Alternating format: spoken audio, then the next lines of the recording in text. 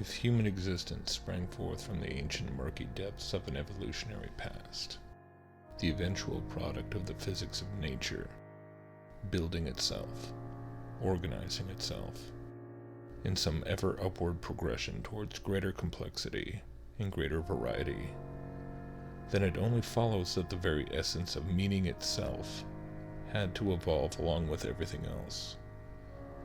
This has long been a difficult issue for the typical humanistic atheist to reconcile, at least in a very convincing way. If survival of the fittest is truly the underlying law of nature which has propelled everything and everyone to what it is today, then how does one escape the rejection of true objective morality altogether, and sink desperately into a pit of subjectivism or existential despair? If someone were to come forward and offer a way of synthesizing the evolutionary view of science and history with the intrinsic human desire for purpose, meaning, redemption, and value, then this would be a truly significant and sobering development, since by and large the halls of scientism proper have yet to have produced any champions of Darwinian or cosmic evolution who preached a message of human meaning or purpose that went beyond cliché collectivist propaganda about environmentalism or space travel, and actually spoke to people on a level that resonated on the most immediate and personal levels, dealing with relationships, pain, failure, addiction, identity, and so on.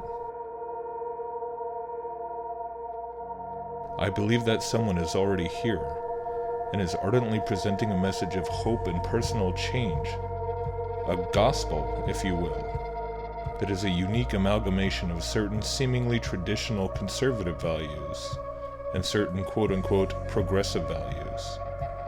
But in reality it is a message that is being pulled straight from the ancient mystery schools, and quite openly in fact, because it is through the conduit of Jungian psychology that this entire map of meaning is derived, and the influence of alchemy on Carl Jung is hardly obscured, but rather celebrated. What's more, I believe what we are seeing is a growing trend that is actually a new development in the overall Luciferian agenda of the externalization of the hierarchy. The once esoteric themes of mythology and archetypes are now being openly recognized and embraced as the psychological guide for continued human evolution, a scientific gospel that people can apply to their own personal lives on their own hero's journey.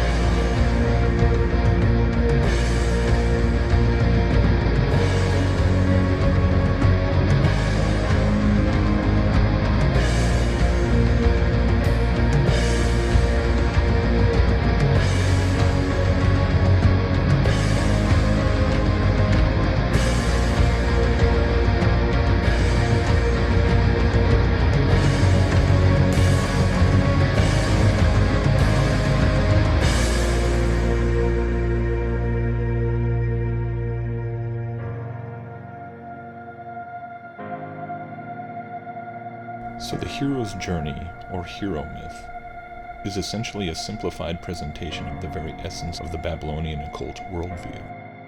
It is the ideology propelling everything from transhumanism to mysticism, the development of artificial intelligence, the quest to conquer outer space, and every form of spirituality or philosophy which shares the basic broader belief in the inherent divinity of man.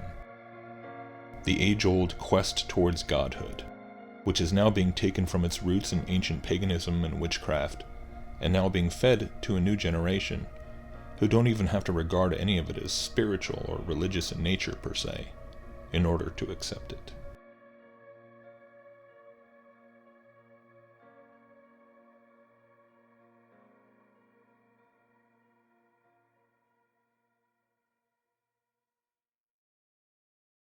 I think what's happening, I see this online and in the memes and kind of in the meme culture around you. I think what's happening essentially is that the hero's myth resonates so strongly with young men. It's kind of it's a basic narrative. You descend into the underworld. You go where you least want to look. Yeah. Because you rescue your father. Yeah, yeah. Because in filth it will be found. Yeah, right, exactly. And so that which you most need is to be found where you least want to look. Yeah, it's a King Arthur theme. Mm-hmm. That's right. It's the whole theme of the Holy Grail. That's exactly right. Well, so there's a little story that goes along with that. So King Arthur and his knights are all sitting around a round table, which implies that they're of equal stature, essentially. And they go off to look for the Holy Grail, which is the container of that which redeems. It's something like that. But of course, who the hell knows where to look for the Holy Grail? Yeah. So each of the knights decides to enter the forest at the point that looks darkest to him. Right, and that's a hell of a story, because first of all, it shows that courage is the first requirement, right? Yeah. Because you look for what's darkest and you go in there. That's part of, Jung developed that idea quite substantially with regards to his notion of the shadow. And I think it's also what makes this believable for people, because, the alternative is something like, well, look for happiness. And everyone thinks, well, I'd rather be happy than miserable, and fair enough, but there's nothing about that has any nobility, and it's not believable. No one believes that, because everyone knows that life is bounded by tragedy and that malevolence abounds. Everyone knows that. Yeah. So, and you say, so there's that terrible dark dyad of tragedy and evil, and you wave the little flag of happiness in front of it. It's like, no one believes that will work.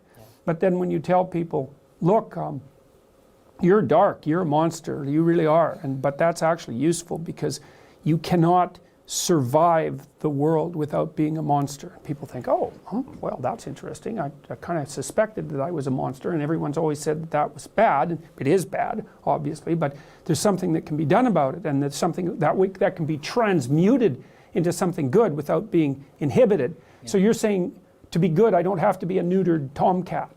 To be good, I can be a monster, but I can be like a civilized monster. It's like, yeah, that's what you should aim at. You should be unbelievably dangerous. The more dangerous you are, the better. And then you should control that. Because that's your doctrine on what constitutes morality, right? It's contained capacity for malevolence. For mayhem. For mayhem. Absolutely, absolutely. And I learned this partly from Jung, but also partly from Nietzsche. And of course, Jung learned it partly from Nietzsche, because Nietzsche pointed out that most of what passes for morality is just obedient cowardice. Yeah. So I'm an obedient coward. Well, no one wants to think that. So they say, well, no, I'm not an obedient coward. I'm a good person because I don't break any rules. It's like, no, you're not. You're an obedient coward, and you're too afraid to break the rules. That doesn't make you good. It also accounts for why the dark hero, the anti-hero, is so popular in cinematic representations in particular, because people go and watch the mafia hitmen and guys like that, and they, there's a dark part of them that thinks, wow, those guys are really cool. Like movies like Quentin Tarantino's movies, where the hitmen are wisecracking and, they're tough and they can handle everything. And you think, well, these guys are psychopathic criminals. Why are people looking up to them? It's because, well, you're not moral if you're just harmless. And the question is, well, what's the antidote to being harmless? And the antidote to that is to open up that doorway into the shadow. And then you could become that, right? There's that gleeful, predatory victory that's part of that, and that would be. Jung was profoundly affected by Freud. Jung was profoundly affected by Nietzsche and by Freud. Those were his two main intellectual influences. I don't think one more than the other. He split with Freud on the religious issue. That was what caused the disruption in their relationship. And I think it's an extremely interesting historical occurrence. It might be of profound significance. Freud believed that the fundamental myth of the human being was the Oedipal myth. And the Oedipal myth, from a broader perspective, is a failed hero story. So the Oedipal myth is the myth of a man who develops, who grows up, but then accidentally becomes too close to his mother, sleeps with her. He doesn't know who she is, and as a consequence blinds himself. And there's a warning about human development gone wrong in that story. And I think that Freud put his finger on it extraordinarily well, because human beings have a very long period of dependency. And one of the things that you do see in clinical practice is that many people's problems are associated with their inability to break free of their family. Like they're consumed by the family drama, right? They can't get beyond what happened to them in their family. They're stuck in the past. And that's equivalent, symbolically speaking, you might say, to the idea of being too close to your mother, of the boundaries being improperly specified. And that happens far more often than anyone would like to think. As I said, Freud thought it was a universal. But Jung, see, he had a different idea, and his idea was that it wasn't the failed hero story that was the universal human myth. It was the successful hero story. And that's a big difference. Like, it's seriously a big difference. Because the successful hero story is, remember in Sleeping Beauty, you may remember this in the Disney movie, the evil queen traps the prince in a dungeon, and she's not going to let him out till he's old, right? And so there's this comical scene where she's down in the dungeon, he's all in chains, and she's laughing at him, telling him what his future is going to be like. She's quite evil. And, you know, she paints this wonderful picture of him being freed in like 80 years and hobbling out of the castle on his horse that's so old he can barely stand up, and him with gray hair. And you know, and she recites this story of his eventual triumphant departure from the castle as an old and decrepit man, and she has a great laugh about it. And it's nice, you know, it's a real punchy story. It's really something wonderful for children, that story. And he gets free of the shackles. And the things that free him are three little female fairies. So it's the positive aspect of the feminine that frees him from the dungeon. So it's very interesting and very accurate from a psychological perspective. It's the negative element of the feminine that encapsulates him in the dungeon, and it's the positive element of the feminine that frees him. And then he has the queen, the evil queen, is not very happy when he escapes. You may remember this. She stands on top of her castle tower and starts to spin off cosmic sparks. I mean, she's quite the creature, enveloped in flame, and then she turns into a dragon. And then the prince has to fight with her in order to make contact with Sleeping Beauty and awaken her from her comatose existence, as her unconscious existence. And it's a brilliant representation of a successful hero myth. He doesn't end up staying in an unholy relationship with his mother, let's say. He escapes and then conquers the worst thing that can be imagined and is ennobled by that. And that, as a consequence, he's able to wake the slumbering feminine from its coma. And that's a Jungian story. And that's the story that he juxtaposed against Freud. See, Freud thought of religious phenomena as part of an occult tide that would drown rationality. That's why Freud was so vehemently anti-religious. And Jung thought, no, it's not the case. You're throwing the baby out with the bathwater. There's something profound and central to the hero myth. And Jungian clinical work is essentially the awakening of the hero myth in the analysand, in the client or in the patient, to conceptualize yourself as that which can confront chaos and triumph, and that's associated with an ennobling of consciousness and the establishment of proper positive relationships between male and female. And, you know, I'm a skeptical person. I'm a very, very skeptical person.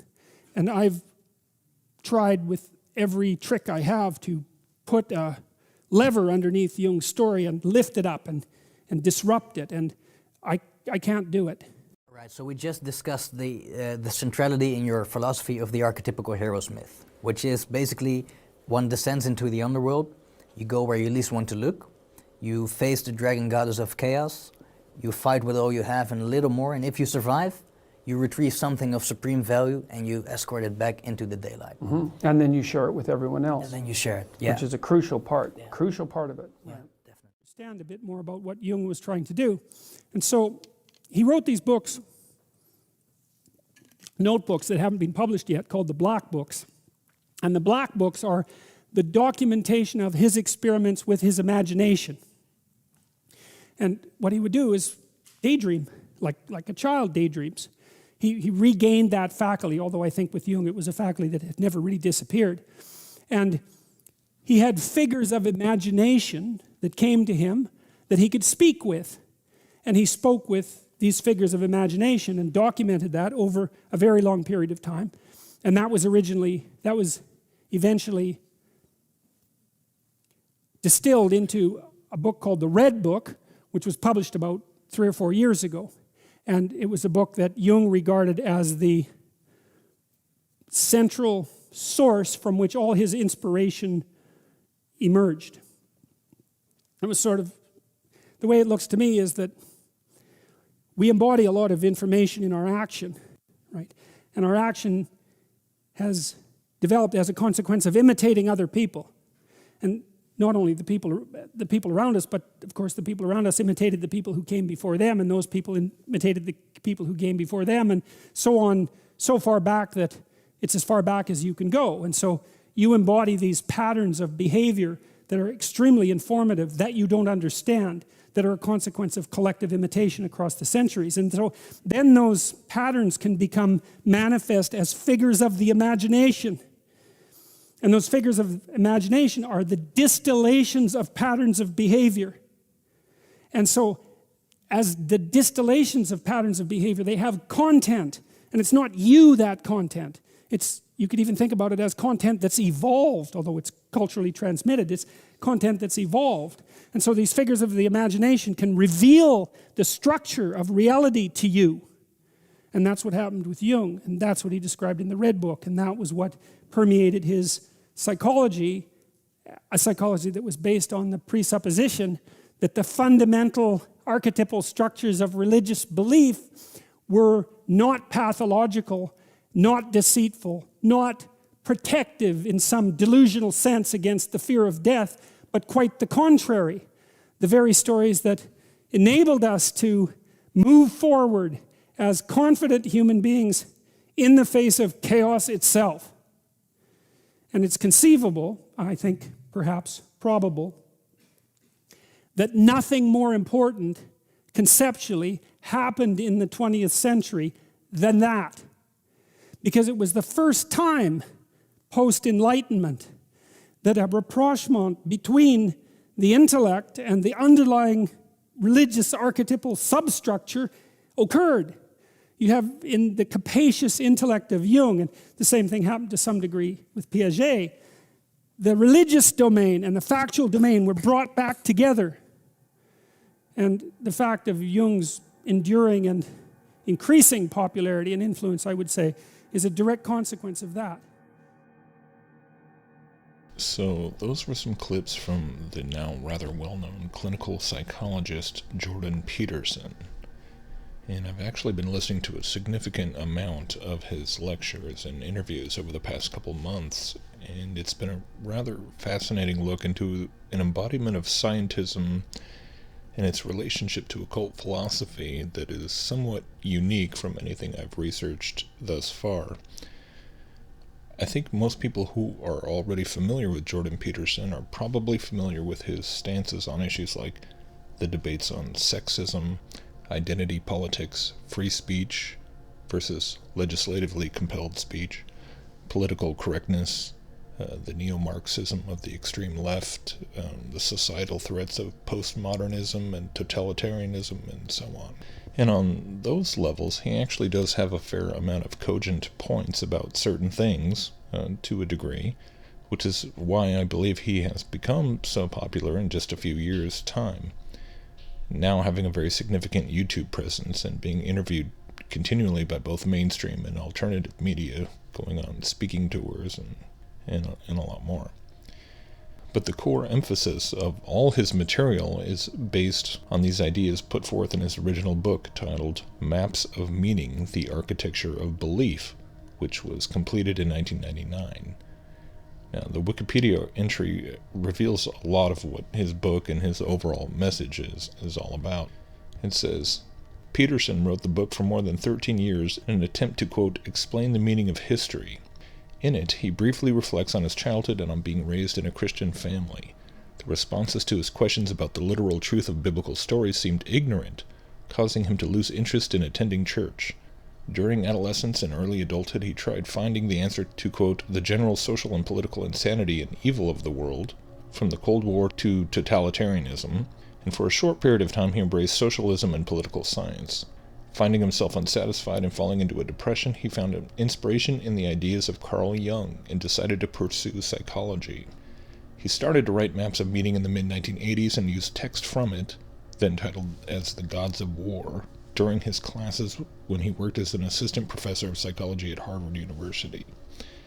He intended to use it in an application for tenure at Harvard, but found he wasn't emotionally up to the task and was not, quote, in the position to make the strongest case for myself. He had 2 children by then, so the prospect of steady employment was attractive, and he decided to accept the offer from the University of Toronto in 1998. And, of course, it was as a professor of psychology at the University of Toronto where he started to garner a lot of media attention in 2016 when he publicly opposed a piece of Canadian legislation known as C-16 that was all about compelled speech, specifically with transgender pronouns and things like that. Now, more recently, so much of his fame and the content of his speaking tours and such revolves around his more recent book titled 12 Rules for Life, which is described as follows.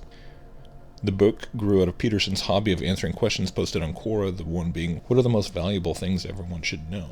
And his answer included 40 rules. Peterson stated, it isn't only written for other people, it's a warning to me. The book is written in a more accessible style than his previous academic book, Maps of Meaning, The Architecture of Belief. The book is divided into chapters with each title representing a specific rule for life explained in an essay. The founding idea is that, quote, suffering is built into the structure of being, but although it can be unbearable, people have a choice either to withdraw, which is a suicidal gesture, or to face and transcend it. However, living in a world of chaos and order, each human being has, quote, darkness, which can turn them into the monsters they're capable of being to satisfy their dark impulses in right situations. The scientific experiments like invisible gorilla tests show that perception is adjusted to aims, and it is better to seek meaning rather than happiness. Peterson noted that it's, quote, all very well to think meaning of life is happiness, but what happens when you're unhappy? Happiness is a great side effect. When it comes, accept it gratefully, but it's fleeting and unpredictable. It's not something to aim at, because it's not an aim. And if happiness is the purpose of life, what happens when you're unhappy? Then you're a failure. The book advances the idea that people are born with the instinct for ethics and meaning and should take responsibility to search for meaning above their own interests. Chapters 8, Rule 7, pursue what is meaningful, not what is expedient. Such thinking is reflected in contemporary stories such as Pinocchio, The Lion King, and Harry Potter, or ancient stories from the Bible. To, quote, stand up straight with your shoulders back, title of the first chapter, is to accept the terrible responsibility of life and make self-sacrifice, because the individual must rise above victimization and conduct his or her life in a manner that requires the rejection of immediate gratification of natural and perverse desires alike. The comparison to neurological structures and behavior of lobsters is used as a natural example of the formation of social hierarchies. He actually does talk about that a lot in his interviews and lectures. And yes, that was correct. He does appeal to the Bible as well, even as a proponent of evolution, and that's where it starts to get really interesting.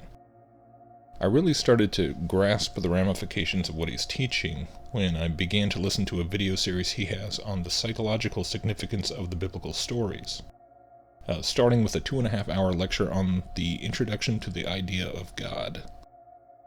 Now, the first hour of the lecture doesn't even manage to get into God or the Bible, because first it provides a rather extensive introduction to what Jungian psychology effectively asserts, and honestly, this was incredibly eye-opening to me, even though I've been fairly familiar with the basic notions of Jung and the concept of archetypes and the use of mythology and so on for some time now. But I don't think I've ever listened to a more revealing primer of what Jungian psychology is really all about than this one. And so if you're like me and you've been following the kind of research and analysis I've been doing on this channel and understand the spiritual and cultural significance of all this, then it might be worth checking out just to get a better understanding of what kinds of arguments are being made by Peterson and what now millions of people are starting to absorb and accept as genuine wisdom to live by, and all in a context which claims to have no conflict with mainstream evolutionary thinking. Because unlike the conventional proponents of evolution who tend to denigrate religion and specifically the Bible, treating any such beliefs or practices to be nothing short of mental illness and the greatest threat to rational humanistic thinking, Peterson, being deeply rooted in Jungian psychoanalysis, takes a totally different tack. To him, the Bible, along with all religions and all mystical traditions, and really the entire collective of literature, drama, legend, and myths in all of human history, are all treated as having very real and practical value. They are all seen as having stemmed from processes going as far back as the early Neanderthals, slowly progressing into creatures who communicated with verbal sounds, and as language developed, ideas were able to be put into the abstract and then passed down and shared, recirculated, and as humanity evolved and spread across the world, imitating each other and developing patterns of behavior and societal norms and so on and so forth. So, in short, he spends an incredible amount of time and energy talking about how culture and ideas and ethics and laws gradually evolved alongside the biological development of Homo sapiens. But the more you understand what Jung really taught and where Jung actually got his information and ideas from, the more you should hopefully understand what is really being put forward, especially if you have a proper understanding of the Bible and how it simply cannot be reduced to some esoteric collection of tales that are distilled down from thousands of years of various ancient cultures all sharing common mythological themes. The Bible, if one is honest upon reading it, can only have any value at all if it is taken as a true historical account, because that is precisely what it claims to be, without apology. But to the Jungian thinker, of whom Peterson is a most serious initiate, the crazy twist is that they have basically adopted an entire complex system of thought which allows for the exploration and consideration of spiritual issues and religious questions, and even mystical experiences, and things like the significance of dreams and so on, but without having to believe in any literal spiritual dimension at all. To the evolution-based Jungian psychologist, the, quote, gods and goddesses of ancient mythology are just the first embodiment of the endless array of archetypes which permeate human experience, manifestations of our shared ideas, struggles, and dreams. They're concepts which can be considered and even interacted with in a personified form, but they are not regarded as literal beings, and they are merely figures of our own imagination, as Jung was talking to, which somehow emanate from our shared collective unconscious.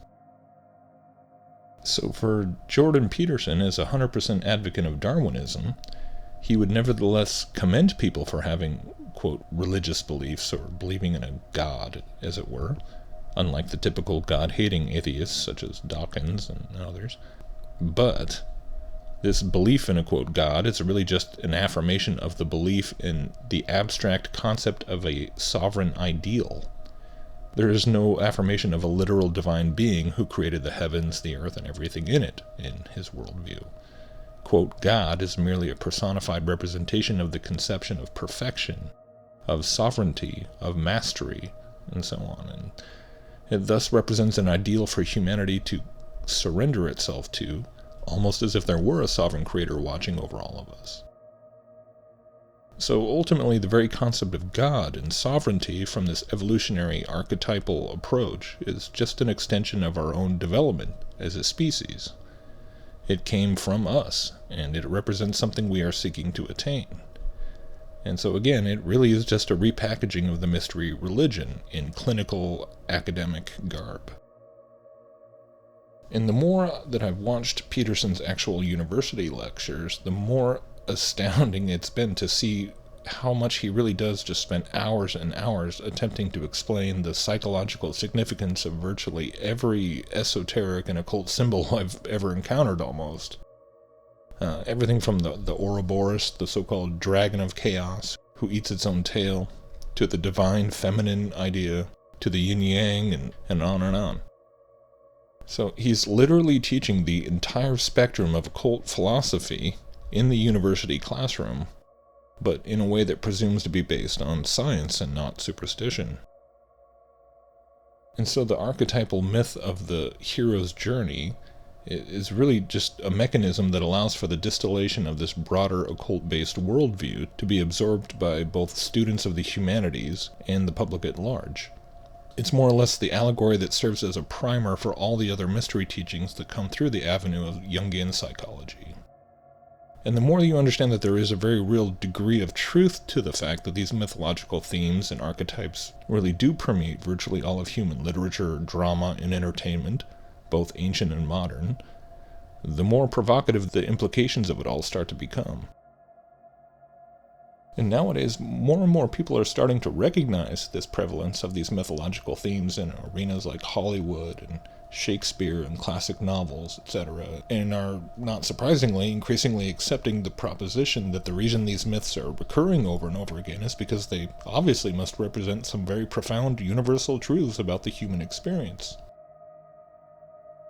Of course, if you do take the Bible as a literal rendering of history, speaking about a literal divine being who created everything out of nothing, and this world includes invisible spiritual dimensions and spiritual beings, some of whom are completely opposed to God and bent on the deception and destruction of humanity, then the recognition of the repetition of these mythological archetypes takes on a completely different significance indeed. An admittedly conspiratorial one, of course. And so, as I said in the beginning, we can see that this whole resurgence of Jungian thinking very much serves to further the broader agenda of the occult plan for the externalization of the hierarchy, as discussed by the Theosophists and others. The quote, great plan to initiate the entirety of the human race into the Luciferian religion, as these once closely guarded spiritual secrets are being slowly disseminated into the public consciousness at large. For example, the metaphor of the hero's journey conveys the same basic ideology held for centuries by all the occult secret societies, in that it sees man as having to confront the trials, both individually and collectively, which stem from the tension between order and chaos. This is a distortion of, and a replacement for, the biblical truth of the fallen nature of humanity. It is a mischaracterization of the real plight facing every man and woman alive, but it resembles the real truth closely enough that most people still resonate with it. In actuality, it is the very same belief in the tension between order and chaos held by the despised occultist elites who control the current levers of power in their attempt to create a new world order. And I'm sure most of you are familiar with the Latin phrase order ab chao, or order out of chaos. So, how insane is it to now see that order ab chao is being sold to millions of people in the form of what is more or less a self-help type format? Another example of an extremely occult concept being transmitted through the guise of the science of psychology is this Jungian conception of the shadow person. In reality, this is yet another subtle distortion of a genuine biblical truth, in this case the reality of sin.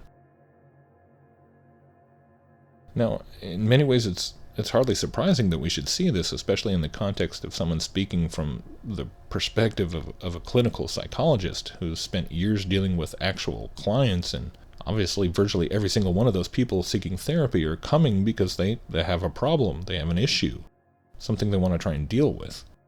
Well, something is broken and needs fixing. And so in such a professional setting, it would really be pretty absurd to try and simply convince people that nothing is broken and that all humans are intrinsically good and so on. I mean, he's way too deep in the weeds of dealing with the dark realities such as shattered relationships and abuse and addiction, suicide, obsession and all sorts of extreme behaviors and scenarios to deny that something is broken and needs fixing. But when the biblical truth of sin is reduced to some esoteric mythological allegory, then in steps the Jungian conception of the, quote, shadow person. And in some ways you could compare this notion to the biblical doctrine of our sinful natures, but it is really something quite different when you examine it more closely. In contrast to the biblical explanation of redemption, which is all based on faith in the historical death and resurrection of a literal Jesus, who was literally God in human form, and repentance from sin as we learn to live in accordance with the indwelling of the Holy Spirit within us, the Jungian concept of the shadow is more one of making peace with one's shadow self, of integrating it into our whole person in a way that is supposedly empowering in the end and helps the individual confront the various manifestations of, quote, chaos in their life, which they must courageously face head on in order to overcome, or grow, or succeed, or heal. And so it really is quite startling indeed when you begin to realize just how ubiquitous and popular the theme of the hero myth is in our culture today, and has been throughout all of human history.